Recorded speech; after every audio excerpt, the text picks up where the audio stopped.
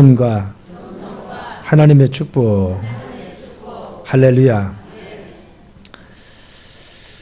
우리가 대강절 넷째 주 우리가 성탄주일입니다. 성탄주일은 성탄주일이 들어있는 그러한 주일을 우리가 성탄주일로 지킵니다. 그래서 내일 우리가 성탄절인데 우리가 지금 대강절 네 번째 주 성탄절로 지키고 있습니다. 성탄주일입니다.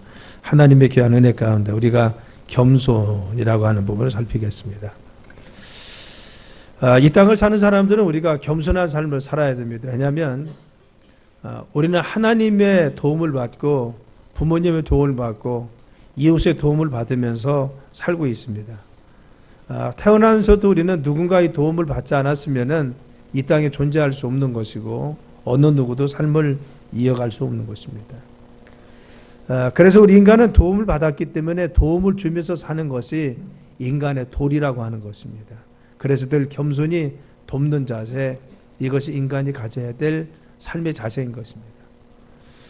철학자 베르그송은 시간과 자유라는 책에서 사람들을 두 종류로 비교했습니다. 하나는 닫힌 마음의 사람이 있고 다른 한 사람은 열린 마음이라는 겁니다. 그분은 말하기를 닫힌 마음 뭐냐? 교만한 마음이라는 겁니다. 다른 사람들을 전혀 수용하지 않고 받아들이지 않고 혼자 고독 속에 빠져 있고 자신들의 생각에 갇혀 있는 사람, 이들이 갇혀 있는 마음이다. 닫힌 마음이라고 했습니다. 그런데 그들은 자신의 힘만 가지고 살려기 때문에 늘 절망감과 두려움을 가지고 산다라고 이야기했습니다. 그런데 열려져 있는 마음은 무엇이냐? 열려져 있는 마음은 늘 바로 타인을 위해서 바로 늘 열려져 있습니다. 먼저 하나님을 향해서 열려 있어 늘 하나님께 간구하고 믿음 가운데 살아갑니다. 그리고 타인에 대해서 열려 있습니다. 도움을 받기도 하고 주기도 한다는 겁니다.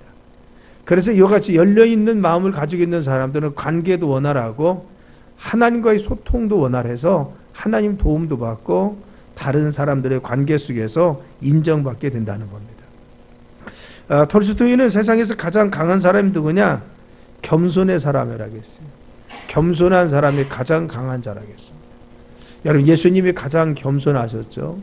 예수님은 우리의 삶 가운데 다가오셨는데 바로 하늘 보좌를 버리시고 이 땅에 오신 분입니다. 겸손히 우리 인간을 섬기기 위해서 오셨습니다. 그래서 기독교를 우리는 겸손의 종교다라고 이야기합니다. 예수님은 겸손의 본을 보여주셨습니다. 그래서 예수님 말씀하시기를 나는 마음이 온유하고 겸손하니 나의 멍에를 메고 내게 보라고 했어요. 예수님 마음이 온순하고 온유하고 겸손하다고 했습니다. 그래서 우리 주님은 나의 멍에를 메고 너희들도 온유한 자와 같이 겸손한 자와 같이 삶을 살아가겠습니다. 우리가 대강절 넷째 주를 맞이해서 또 성탄주일을 맞이해서 예수님의 겸손에 대해서 우리가 살펴보려고 합니다. 자, 그러면 겸손이 받는 축복이 무엇이냐? 하나님은 겸손하라고 했는데 예수님이 겸손했는데 겸손한 자에게 주시는 축복이 무엇입니까? 첫째는 은혜 받는다는 것. 그렇죠. 겸손한 자, 낮아지는 자, 늘 겸허한 자가 은혜 받습니다. 그래서 성경은 심령이 가난한 자가 복이 있나니 천국이 저희 것이라고 했습니다. 우리가 겸손하게 주님 앞에 늘 무릎 꿇고 겸손하게 주님께 나가는 자, 겸손히 주님께 구하는 자가 하나님의 은혜를 받게 되어 있습니다. 시편 149편 4절에 보면 여호와께서 자기 백성을 기뻐하시며 겸손한 자를 구원으로 아름답게 하시는도다 라고 했습니다. 하나님 누구를 아름답게 하느냐? 겸손한 자를 지극히 아름답게 해주신다는 것. 여러분, 그래서 우리의 삶에 겸손한 자가 하나님의 은혜가 받습니다. 또 겸손한 자가 하나님뿐만 아니라 다른 사람에게서도 은혜를 받는 거죠. 늘 겸손한 자를 사람들이 인정하고 그의 삶을 바로 돌봐줍니다. 자, 두 번째는 겸손한 자는 존경받더라는 겁니다. 여러분, 잠언 18장 12절이면 사람의 마음이 교만은 멸망의 선봉이라는 겁니다. 그런데 겸손은 바로 존귀의 길잡이다라고 했어요. 우리가 교만한 마음은 멸망의 선봉입니다. 그런데 겸손한 마음을 하나님께서는 존귀하게 세워주십니다. 그래서 존중받게 해주신다는 겁니다. 잠언 29장 23절에 보면은 사람이 교만하면 낮아지게 되겠고 사람이 겸손하면 영예를 얻으리라고 했어요. 하나님께서는 어떤 사람을 세워주십니까? 겸손한 자를 세워주신다는 겁니다. 세상에는 자기 자신을 자꾸 드러내야만이, 내가 남들을 짓밟아야만이 내가 서는 줄 압니다. 그런데 하나님께서 세워주시고 세상에 쓰는 사람들은 한결같이 겸손한 자를 마지막까지 세워준 것을 볼 수가 있습니다. 그래서 야고보서 4장 10절이면은 바로 주 앞에서 낮추라, 그리하면 주께서 너희를 높여주려 하겠어. 우리를 세워주시고 우리를 높여주시는 분 누굽니까? 하나님이신데, 하나님께서 누구를 높여줍니까? 낮아지는 자들, 겸손한 자를 주님께서 세워주십니다. 그래서 믿음의 성도들은 늘 겸손해야 됩니다. 여러 20세기 성자라고 불리는 슈바이처 박사가 선교하다가 여러 가지 선교 기금이 부족했습니다. 그래서 바로 고국으로 바로 선교 기금을 모금해서 왔습니다. 그런데 슈바이처가 온단 말을 듣고 그 주인들과 존경하는 분들이 많이 몰렸어요. 그리고 기차에서 내렸습니다. 1등석 칸에 있는 사람들이 내렸는데 거기 없었습니다. 2등석 칸에 보니까 거기도 내리지 않았습니다. 그런데 3등석에서 내리더라는 겁니다. 그래서 지인과 존경하던 분들이 가서, 아니 박사님 왜 이곳에서 오십니까? 그랬더니만 제가 4등석이 없어서 3등석 탔습니다. 그렇죠. 바로 이 슈바이처와 같이 그 위대한 사람도 늘 겸손했다는 겁니다. 하나님은 어떤 사람을 높여줍니까? 겸손한 자를 높여주십니다. 그래서 베드로전서 5장 6절에 그러므로 하나님의 능하신 손 아래에서 겸손하라. 때가 되면 너희를 높여주리라. 하나님은 어떤 사람을 높여, 때가 되면 높여주는데 겸손한 자를 하나님께서 때가 되면 높여준다 하겠어요. 우리가 높여지려고 하면은 하나님께서 세워주지 않습니다. 우리는 주님이 우리를 높여주실 때까지 겸손하게 기다리는 겁니다. 여러분, 물을 보면요, 깊은 물은 조용합니다. 그렇죠. 속이 꽉 찬 통은 소리가 나지 않습니다. 익은 곡식은 고개를 숙입니다. 신앙도 마찬가지입니다. 신앙이 성숙한 사람들은 더욱 낮아지고 겸손해집니다. 섬길 줄 압니다. 우리는 바로 같이 겸손한 자가 존경받는다는 사실을 알고 우리는 겸손해야 됩니다. 세 번째는 겸손한 자는 기도를 하나님께 들어주십니다. 시편 17절이면은 여호와여 주는 겸손한 자의 소원을 들으셨사오니 그들의 마음을 준비하시며 귀를 기울여 들으십니다. 여러분, 주님은요 누구의 기도를 듣습니까? 교만한 자는 물리쳐 주지만 겸손하게 구하는 자, 그들의 기도를 들어주십니다. 누가복음 18장에 보면은 바리새인과 세리의 기도가 나옵니다. 바리새인은 자기를 의롭다고 믿음이 충만했습니다. 그래서 교만한 자였습니다. 그런데 세리는 자기가 죄인이라고 하면서 하나님 앞에 머리를 조아립니다. 이때 하나님 누구의 기도 응답해 주었습니까? 세리의 기도 응답하시고 그를 의롭다고 인정해 주었습니다. 우리가 하나님 앞에서 늘 겸손한 삶, 또 겸손한 삶의 태도가 우리에게 중요하다는 것입니다. 또 겸손한 자에게 재물 주신다 하겠습니다. 잠언 22장 4절이면은 겸손과 여호와를 경외함의 보상은 뭐냐? 재물이라 하겠습니다. 그래서 하나님은 겸손한 자의 삶에 주님이 재물 허락해 주십니다. 그래서 시편 22편 26절이면은 겸손한 자는 먹고 배부를 것이며 여호와를 찾는 자는 그를 찬송할 것입니다. 너희 마음이 영원히 살지어다 하겠습니다. 겸손한 자를 주님께서 재물로 축복하여 주신다는 겁니다. 우리는 겸손의 본을 보인 성경의 예들을 많이 볼 수 있는데 아브라함의 한 예입니다. 아브라함은 조카 룻과 바로 이같이 하나님 그를 축복해 주셔서 목자들 사이에 다툼이 일어났습니다. 그래서 이제는 아브라함이 말하기를 네가 우하면 내가 좌하고 네가 좌하면 내가 우하리라. 서로 이제는 정말 영역을 나누어서 헤어지려고 합니다. 그런데 이와 같이 아브라함은 자기 조카 룻에게 먼저 선택을 하겠습니다. 그래서 선택한 땅이 무엇입니까? 소돔과 고모라라고 하는 아주 기름진 땅을 룻이 선택했습니다. 여러분, 우리가 살펴보면은 자기 삼촌인 자기 작은아버님인 아브라함의 덕분에 자기는 이와 같이 먹고 살만했고 부자가 되었습니다. 그러면 당연히 어린 조카 룻은 좋은 땅을 자기 삼촌에게 양보해야 했을 것입니다. 그런데요, 바로 룻은 자기 욕심만 잘했습니다. 그런데 아브라함은 끝까지 겸손하게 그걸 받아들이고 수용했습니다. 그걸 인정했습니다. 낮아지는 자세로서 화해하기 위해서, 정말 선을 이루기 위해서 끝까지 양보했습니다. 그런데 하나님은 누구를 축복해 주십니까? 소돔과 고모라 성은 멸망했지만 하나님은 아브라함과 그의 자손을 축복하여 주십니다. 그래서 그의 소유를 받게 해주시고 자손들이 축복 가운데 거하게 해주십니다. 여러분의 삶에 내가 겸손한 삶을 살다 보면 때로는 양보할 때도 있습니다. 때로는 내가 손해볼 때가 있습니다. 때로는 끼지 못할 때도 있습니다. 중요한 것은 누가 보상하십니까? 하나님께서 보상해 주신다는 거죠. 그래서 겸손과 여호와의 경외함의 보상이 뭐냐? 재물과 영광과 생명이라고 했습니다. 우리는 세상을 살면서 내가 양보하고 희생하고 무엇인가 내가 정말 이와 같이 자리를 비워주면은 내가 손해보는 것 같지만 누가 보상이 있다는 겁니다. 하나님께서 겸손한 자는 보상해 주셔서 그들의 삶을 축복하시는데 재물로도 축복하시고 존경받게 하시고 기도를 들어주시고 은혜 받게 해 주시더라는 겁니다. 여러분 솔로몬도 마찬가지죠. 솔로몬이 왕이 되었습니다. 왕이 되어서 그는 자신이 가지고 있는 권력만으로는 유지하기 어려웠어요. 그래서 하나님 앞에 기도합니다. 그래서 1000번제를 드리러 갑니다. 1000번제 드리러 가서 그가 했던 말이 무엇입니까? 하나님, 나는 작은 자입니다. 알겠습니다. 작은 아이에 불과합니다. 그래서 출입할 줄 모릅니다. 나는 정말 지극히 작은 자에 불과합니다. 알겠어요. 그래서 하나님께 기도합니다. 그때 하나님께서 그에게 응답하시길 네게 구하는 게 뭐냐? 지혜를 구했습니다. 그런데 하나님 지혜와 총명뿐만 아니라 부귀영화도 주셨다 하겠어요. 그의 삶이 존경받는 삶뿐만 아니라 정말 여러 가지 지혜 주셔서 능력 주셔서 재물 주었습니다. 그래서 열왕기상 3장 15절이면은 솔로몬에게 바로 재물 하나님 부귀영화를 허락해 주셔서 그의 삶을 축복하신 것을 알 수가 있습니다. 그래서 그 역대하 32장 26, 27절이면 부귀영화를 주셨다 하겠어요. 여러분 우리의 삶에 하나님은 이와 같이 늘 주님께 영광 돌리는 자 주님께서 축복하여 주십니다. 우리 히스기야도 마찬가지예요. 히스기야는 역대하 32장이면 히스기야가 마음에 교만함을 뉘우치고 하겠어요.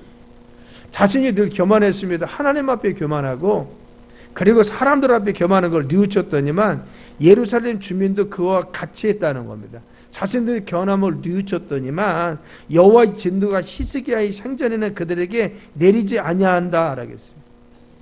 그렇죠. 그들이 정말 여호와 히스기야와 이스라엘 백성들의 단지 교만함을 회개했습니다. 하나님 앞에 참여하고 통회하면서 정말 겸손히 낮아지고 그리고 겸손히 주님 앞에 섰습니다.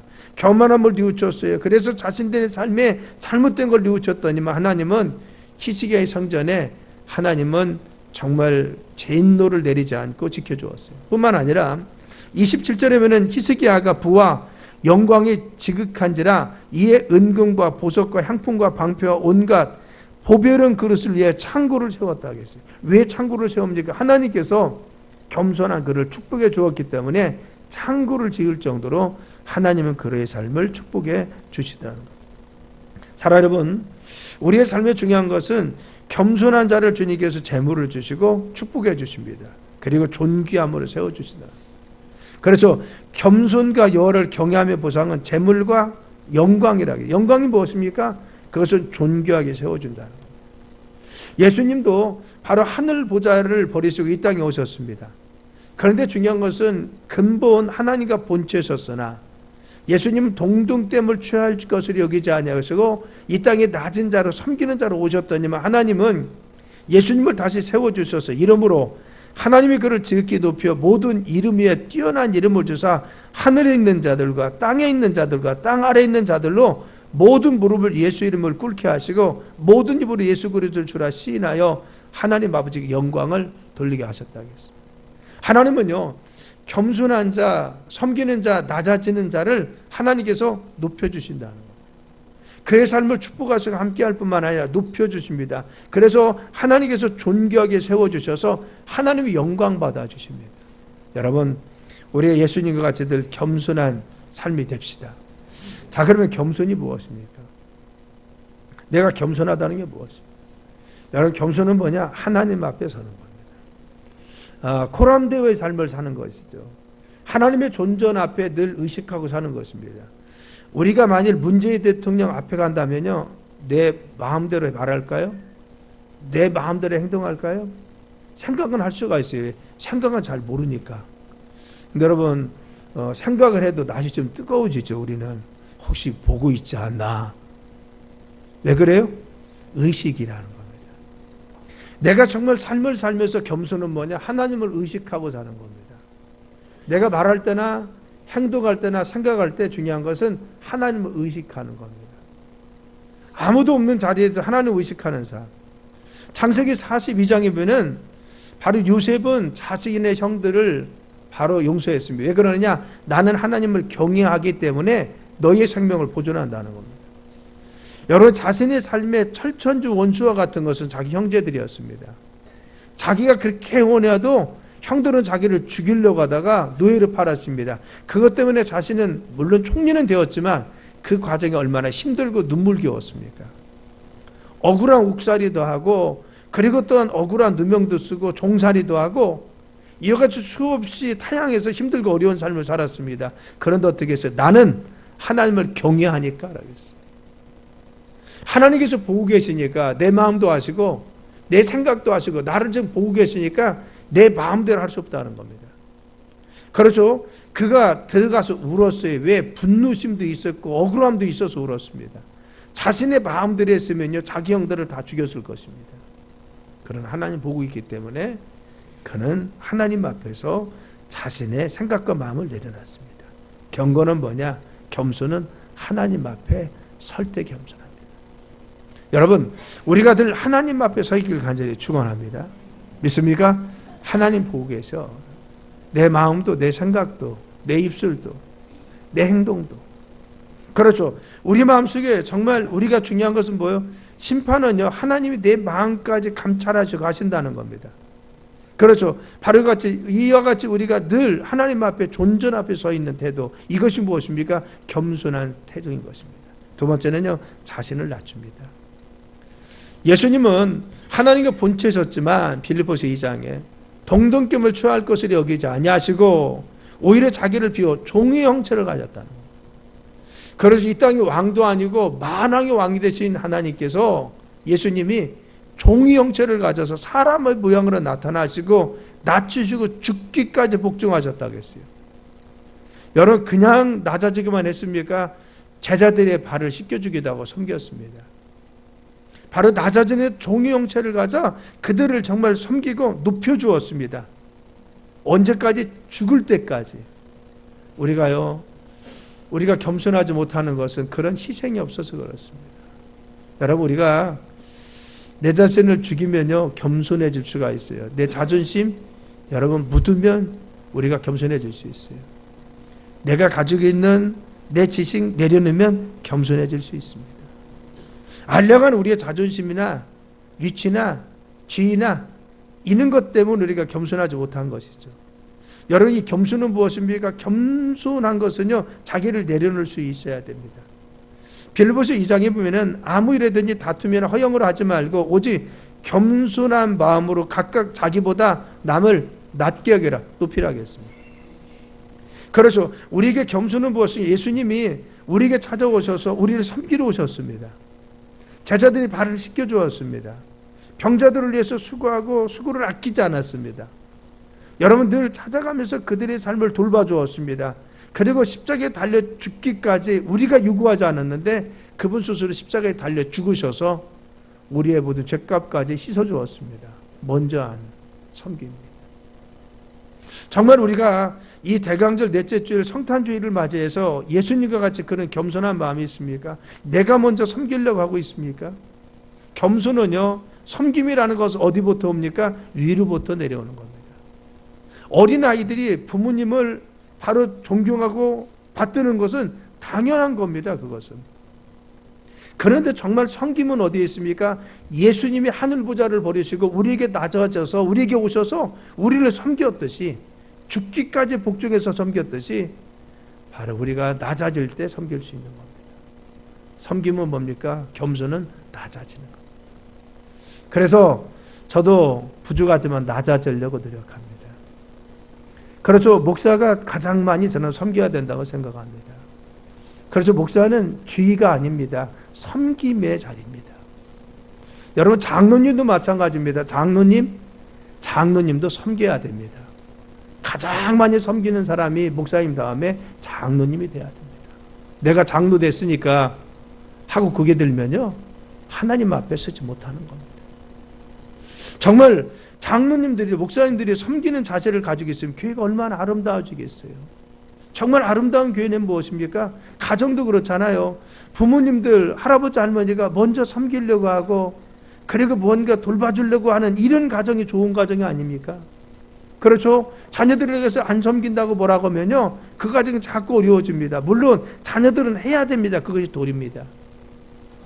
여러분들이, 성도님들이 하나님도 잘 섬기고 목자도 잘 섬기고 장로님들 말에도 순종해야 됩니다. 이건 당연한 것입니다. 그런데 정말 하나님의 정신이 흐르는 교회는 무엇입니까? 그렇죠. 그런 섬김 위에 또 목사님들은 더 섬기려고 노력하고 감사함으로, 장로님들은 정말 목사님이나 그리고 다른 성도님들이 그 섬김에 대해서 감사해서 더 섬기려고 하는, 바로 이 섬김과 겸손이 서로 주고받는 곳이 어떤 곳입니까? 이것이 진정한 사랑이 넘치는 기독교 공동체입니다. 하나님이 요구하시는 교회는 어떤 교회입니까? 이런 교회가 아닙니까? 낮아지는 섬김. 여러분, 낮아집시다. 그렇죠. 우리가 가지고 있는 어떠한 위치를 버리고 정말 먼저 낮아져서 우리가 겸손하게 그들이 발을 씻겨주려고 노력하고, 내가 낮아져서 내 허리띠에 정말 수건을 두르려고 노력한다면, 그런 자세를 가지고 있으면 여러분, 이것이 주님의 평강과 은혜가 넘치는 그런 곳이 되지 않겠습니까? 로마서 12장 16절에 서로 마음을 같이하여 높은 데 두지 말고 라고 했어요. 우리가 마음을 높은 데 두면, 아니 내가 이런데 왜 저러지? 이러면 여러분 깨지는 겁니다. 그렇지만 정말 우리가 높은 데 마음을 두는 것이 아닙니다. 도리어 낮은 데 처하며 스스로 지혜 있는 채 하지 마세요. 우리가 낮은 데 처, 내 마음이 낮은 데 처해서, 그래 내가 돌봐주면 되지, 내가 섬기면 되지, 내가 하면 되지. 드러스 디아르스라고 하는 프로그램이 있습니다. 1월 21일부터 남부연에서 하는데요, 거기는 섬김에 대해서 가르치는 겁니다. 스코틀랜드에서 시작됐는데 2차 대전 때 많은 사람들이 가서 상처를 맞고 있었습니다. 그 병사들이 상처를 받고 돌아왔는데 정말 그들의 마음을 회복할 수가 없었습니다. 그래서 어떻게 그들의 마음을 회복시켜 줄까 하다가 기도하며 시작한 프로그램이 티드라고 하는 트러스트였습니다. 3박 4일 동안 철저히 섬겨줍니다. 가장 낮은 자 위치에서 정말 그 섬김을 해줍니다.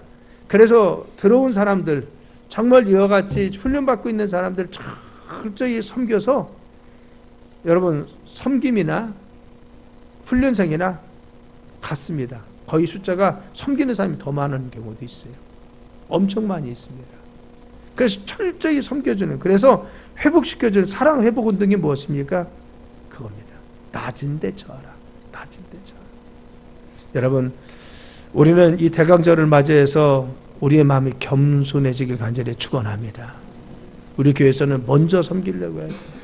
내가 어떻게 저분을 섬길까? 어떻게 도울 수 있을까? 그렇죠. 우리가 낮은 자가 되어서 섬기려고 할 때, 바로 같이 정말 겸손한 마음을 가질 때 주님께서 함께 하십니다. 또 겸손은 자신의 부족함을 깨닫는 겁니다. 우리는 다 누구나 죄인입니다. 어느 누구든 바로 자신이 완벽한 사람 없습니다. 저도 완벽하지 못하고 여러분도 그렇습니다. 여러분들이 다른 사람들을 너무 완벽하게 보면 힘들고 어렵습니다. 부족한 것이 있습니다. 장로님도 부족하고 권사님도 부족한 것이 있어요. 중요한 것은 무엇이냐? 바로 우리가 부족할수록 하나님 앞에 더 부족함을 깨닫고 겸손해지는 것입니다. 그래서 자신의 부족함에 대해서 늘 회개하고 하나님 앞에 겸손히 은혜 달라고 구하는 것이 바로 우리의 삶인 것입니다. 우리의 부족함을 깨닫는 것이 겸손입니다. 우리 연약함을 깨닫는 것입니다. 우리의 무능함을 깨닫는 것입니다. 우리가 완벽할 수 없는 것입니다. 그래서 하나님 앞에 늘 참여하고, 그리고 또한 하나님을 회개하고 그 은혜 가운데 거하기 위해서 늘 노력하는 삶, 이것이 겸손입니다. 그래서 겸손은 자기 부족함을 깨닫는 겁니다. 또 겸손은 섬김의 종인 겁니다. 여러분, 예수님께서는 인자가 온 것은 섬김을 받으려 함이 아니라 도리어 섬기려 하고 자기 목숨을 많은 사람의 대속물로 주기 위해서였다 했어요. 예수님은 종의 형체를 가져서 섬기었다는 겁니다. 섬김의 삶, 이것이 바로 같이 겸손이죠. 그래서 하나님 뜻 가운데 끝까지 순종하는 삶을 사는 것입니다. 자, 여러분, 우리가 대강절 넷째 주를 맞이해서 겸손히 섬기는 삶을 삽시다. 믿습니까? 가정에서도 우리가 먼저 섬기려고 하자는 겁니다. 그래서 늘 우리 가정에서 내가 먼저 섬기면요, 우리 가정은 달라질 수 있어요. 내가 겸손해지고 낮아지면 우리 가정 달라질 수 있어요. 우리 주님이 하늘 보좌를 버리시고 우리 주님 뭐 이유가 뭡니까? 너희들 낮아지라는 겁니다. 그렇죠. 우리 마음에 안 들 수도 있고 우리 가치가 틀릴 수도 있어요. 그래도 어떻게 해요? 너희가 낮아져서 섬기라는 겁니다. 낮아져서 그냥 낮게 여기라는 겁니다. 여러분, 정말 성탄절을 맞이해서 성탄주의를 맞이해서 여러분 낮아집시다. 섬깁시다. 그리고 사랑합시다. 내가 가서 겸손히 섬기려고 하고, 그리고 받들어 주려고 하고, 안아주려고 하고, 수용하려고 하면요, 하나님의 평강, 그리스도의 평강이 주님 안에서 우리의 가정과 이 재단 위에, 그리고 한국교회에 있을 줄 믿습니다. 우리 교회도 지역을 섬긴다고 하잖아요. 섬긴 뭐요? 낮아지는 겁니다. 한국교회를 섬긴다고 하죠? 뭐요? 낮아지는 겁니다. 늘 섬기는 우리의 자세가 되길 간절히 축원합니다. 기도합니다. 하나님,